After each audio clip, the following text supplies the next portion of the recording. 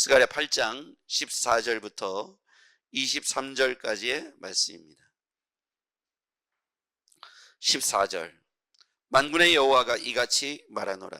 너희 조상들이 나를 경노하게 하였을 때에 내가 그들에게 재앙을 내리기로 뜻하고 뉘우치지 아니하였으나 이제 내가 다시 예루살렘과 유다 족속에게 은혜를 베풀기로 뜻하였나니 너희는 두려워하지 말지니라. 너희가 행할 일은 이러하니라.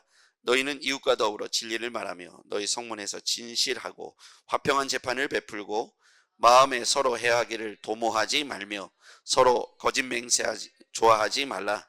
이 모든 일은 내가 미워하는 것이니라. 여호와의 말이니라. 만군의 여호와의 말씀이 내게 임하여 이르시되 만군의 여호와가 이같이 말하노라. 넷째 달의 금식과 다섯째 달의 금식과 일곱째 달의 금식과 열째 달의 금식이 변하여 유다 족속에게 기쁨과 즐거움과 희락의 절기들이 되리니 오직 너희는 진리와 화평을 사랑할지니라. 만군의 여호와가 이같이 말하노라. 다시 여러 백성과 많은 성읍의 주민이 올 것이라. 이 성읍 주민이 저 성읍에 가서 이르기를 우리가 속히 가서 만군의 여호와를 찾고 여호와께 은혜를 구하자 하면 나도 가겠노라 하겠으며 많은 백성과 강대한 나라들이 예루살렘으로 와서 만군의 여호와를 찾고 여호와께 은혜를 구하리라. 만군의 여호와가 이같이 말하노라. 그날에는 많은 이방 백성 10명이 유다 사람 하나의 옷자락을 잡을 것이라. 곧 찾고 말하기를 하나님이 너희와 함께 하심을 들었나니 우리가 너희와 함께 가려 하노라 하리라 하시니라. 아멘. 오늘 이 말씀을 통해서 우리가 함께 나누길 원하는 것 중에 핵심 단어 몇 가지를 먼저 나누고 그 말씀을 연결해 보겠습니다.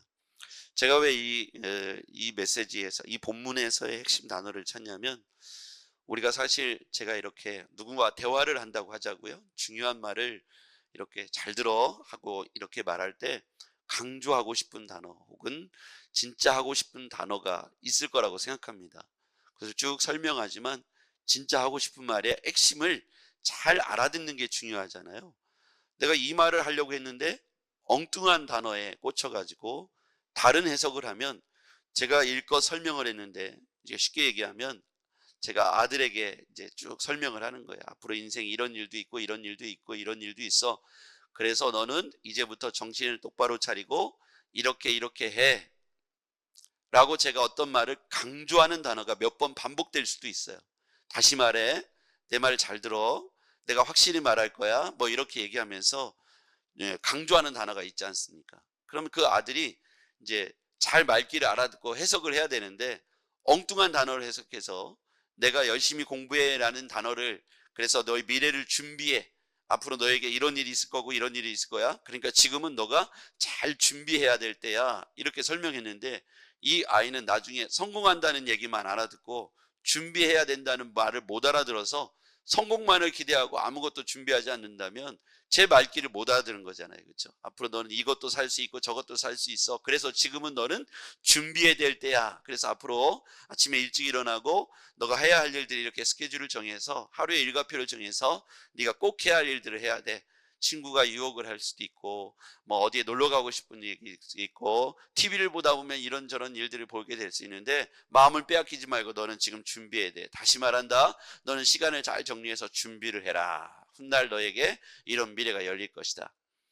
제가 준비라는 단어를 계속 반복해서 이야기하고 해야 할 일을 해야 하며 스케줄을 짜라 이렇게 이야기했다면 말귀를 알아듣고 다음날부터 그걸 해야 되는데 나중에 성공한다는 이야기만 꽂혀서 그 성공한 이후에 자기가 어떻게 살 것인가만 생각하고 찾고 있다면 말귀를 못 알아들은 거죠.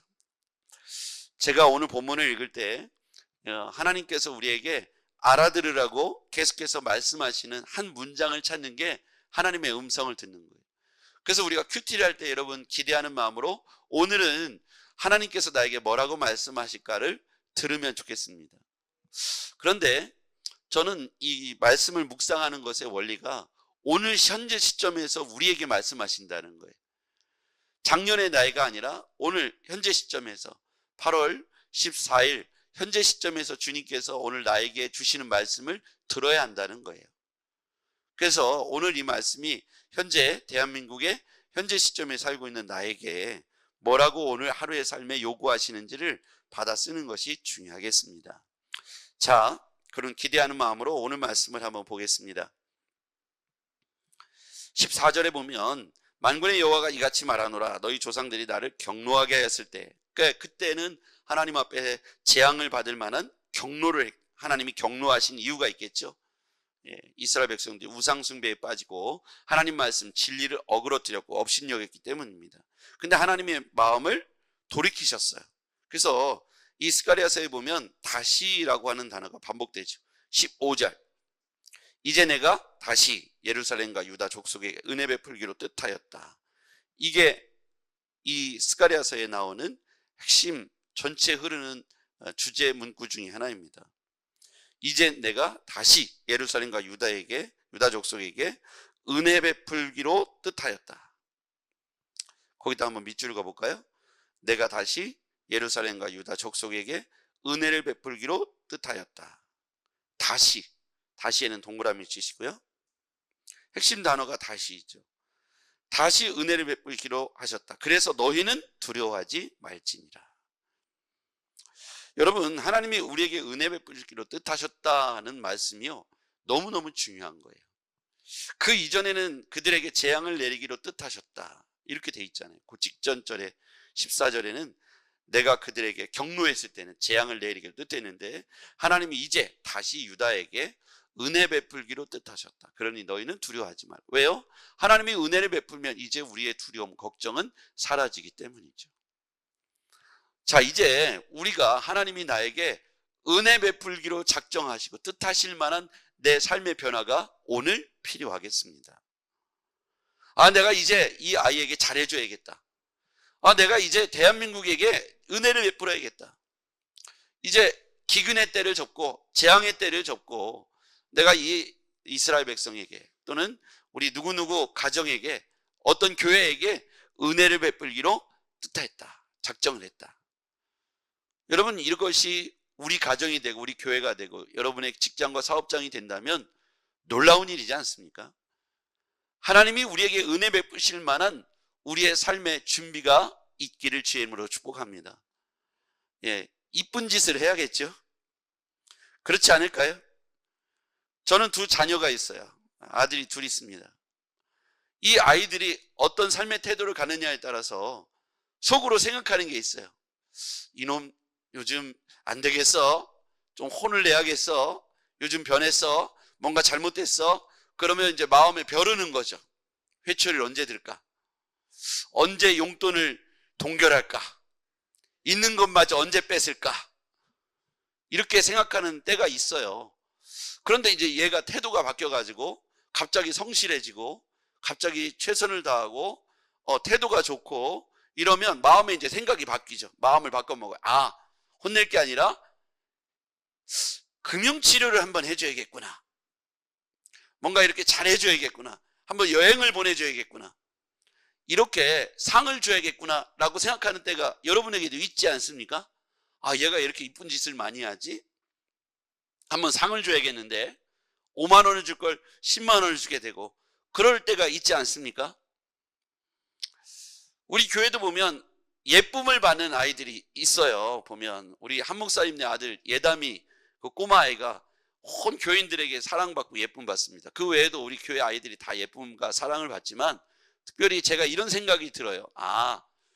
다 자기 하기 나름이구나. 자기 하기 나름이에요. 아이가 누가 안아줬더니 생글생글 웃어줘요. 그러면 어른은 더 좋아가지고 뭔가를 더 주려고 하죠. 마찬가지입니다. 오늘 유다 족속이 하나님께로 회개하고 그들이 잘못을 뉘우치고 다시 은혜의 때를 구하니 하나님께서 내가 재앙을 이제 거두고 은혜를 베풀기로 작정했다는 거예요. 뜻했다는 거예요. 놀라운 얘기입니다. 그렇게 되니까 하나님께서 다시 예루살렘에게 은혜를 베풀기로 뜻하셨다니까 이스라엘 백성들이요, 그때부터 평탄대로가 열리는 거죠. 부흥의 때가 일어나고 은혜의 때가 시작되는 겁니다. 이것이 우리 가정과 민족에게 쏟아 부어진다면 놀라운 축복이라고 생각합니다. 그러면서 16절에 행할 일은 이러하니라. 거기다 한번 밑줄 그어보세요. 너희가 행할 일은 이러하니라. 이제 너희가 이렇게 해서 잘해갖고 내가 은혜를 준다는 뜻이 아닙니다. 내가 은혜를 베풀 건데 행할 일이 있다는 거예요. 전제입니다. 그렇죠? 여기 보면 너희가 너무너무 잘해서 내가 은혜를 주는 게 아니라 내가 은혜 베풀기로 이미 작정했다는 거예요. 그러니까 너희들이 이제부터 행할 일이 있다는 거예요. 그 일을 묻겠습니다.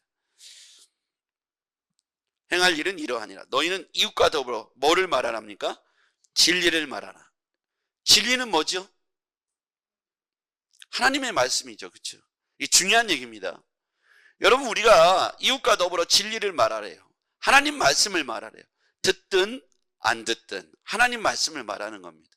야, 어디 가면 싼 게 이런 게 있다더라. 어디 놀러 가면 너무너무 좋다더라. 이게 우리가 해야 할 대화가 아니고 우리가 말할 건 내가 깨달은 하나님 말씀을 이웃에게 말하라는 거예요. 할렐루야. 예, 이게 우리가 행할 일이에요. 하나님이 은혜 베풀기로 하셨는데 행할 일이 있어요. 진리를 말하며. 두 번째는요, 성문에서 진실하고 화평한 재판을 베풀고.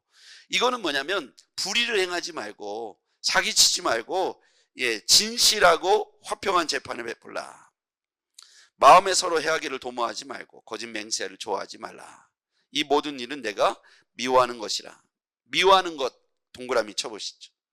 하나님이 싫어하고 미워하는 일을 하지 말라는 거예요. 왜요? 내가 은혜를 베풀 거니까요. 이게 다 자기 몫이라는 거예요. 우리 몫이라는 거예요. 지금부터 하나님께서 은혜를 베풀기로 작정하셨는데 우리가 행할 일이 있는데 이러한 일을 해야 된다고 우리에게 전제하시는 거예요. 근데 우리가 이렇게 하지 않고 은혜 베푸실 때 엉뚱한 짓을 하고 미움받칠 짓을 하면 은혜가 종료되겠죠. 이건 너무너무 중요한 얘기예요. 그래서 우리가 지금 하나님이 우리에게 은혜를 베푸시고 있는 이 순간에 우리 교회 공동체가 뭘 해야 되냐면 함께 모여서 하나님 앞에 주의 임재를 구하며 기도하고 은혜 받을 때입니다. 할렐루야. 이게 굉장히 중요해요. 은혜 받을 만한 때에 은혜 받을 만한 일을 계속해야 합니다. 자, 그 다음에요, 19절. 만군의 여호와가 이같이 말하나 넷째 달 금식, 다섯째 달 금식, 일곱째 달 금식, 열째 달의 금식이 변해서 유다 족속에게 기쁨과 즐거움과 희락의 절기들이 될 것이다. 그러면 이 네 번의 금식의 절기는 무엇을 말했냐면 그들이 포로됨을 인하여, 바벨론 포로됨을 인하여 금식한 거예요. 성전이 회파되고 예루살렘 성이 무너졌을 때마다 금식했던 때를 말해요. 그러니까 이때의 금식은 애곡과 슬픔이에요. 고통이었습니다. 그런데 지금은 뭐예요? 유다 족속에게 기쁨과 즐거움과 희락의 절기들이 될 것이다. 오직 너희는 진리와 화평을 사랑하라. 20절에 보니까 만군의 여호와가 이같이 말하노라. 다시, 거기다 동그라미 치세요. 다시라는 말은 회복을 말하죠. 회복. 여러 백성과 여러 성읍들이 주민들이 올 것이다. 어디로요? 예루살렘으로요. 이 성읍 주민, 저 성읍 주민이 가서 이르기를 우리가 속히 가서 만군의 여호와를 찾고 여호와께 은혜를 구하자 하면 나도 가겠노라 하겠으며, 많은 백성과 강대한 나라들이 예루살렘으로, 동그라미 쳐보시죠. 예루살렘으로 와서 만군의 여호와를 찾고 여호와께 은혜를 구하리라. 예루살렘은요, 이스라엘 유다 백성들의 핵심이지 않습니까? 다시 하나님의 백성들이 부흥의 때를 맞이한다는 거예요. 그러니까 사람들이요, 야, 우리도 예루살렘으로 가자. 마치 저는 이런 상상을 해봐요. 야, 청주 상록수교를 가자. 거기에 구원이 있고 은혜가 있고 성령의 충만함이 있다더라. 우리 가서 거기서 은혜 받자. 나도 가겠다. 여러분, 이런 부흥의 역사가 우리 교회와 성도들과 공동체 가운데 나타나기를 주 예수 그리스도의 이름으로 축복합니다. 네, 예루살렘으로 만군의 여호와를 찾고 여호와께 은혜를 구하리라. 몰려든다는 거예요. 너도 나도요. 23절. 만군의 여호와가 이같이 말하노라. 그날에는 말이 다른 이방 백성 10명이 유다 사람 하나의 옷을 잡고 말하기를, 옷자락을 잡고 말하기를 하나님이 너와 함께 하심을 내가 들었다. 이제 우리도 너희와 함께 가려 하노라. 야, 네가 하나님 믿는다고 얼핏 지난번에 들었는데 어떻게 너는 그렇게 행복하고 가정이 잘 되고 자녀들 잘 되고 너도 잘 되고 어떻게 그렇게 어렵고 고통을 잘 이겨내고 그렇게 잘 되었니? 야, 네가 믿는 하나님이 진짜 하나님인가 보다. 나도 네가 믿는 하나님을 믿고 싶노라 라고 말하면서 옷자락을 붙잡고 청주 상록수교회로 나도 가죠. 이런 역사가 저는 이렇게 상상이 되었어요. 너희가 믿는 하나님을 나도 믿고 싶고 네가 다니는 교회에 나도 가고 싶노라. 여러분, 이거 얼마나 놀라운 부흥입니까? 그런데 여기서 중요한 원리가 있어요. 첫째, 우리 이스가랴서의 말씀에 흐르는 하나는 뭐냐면 우리 안에 내적 부흥이 선제되어야 한다는 거예요.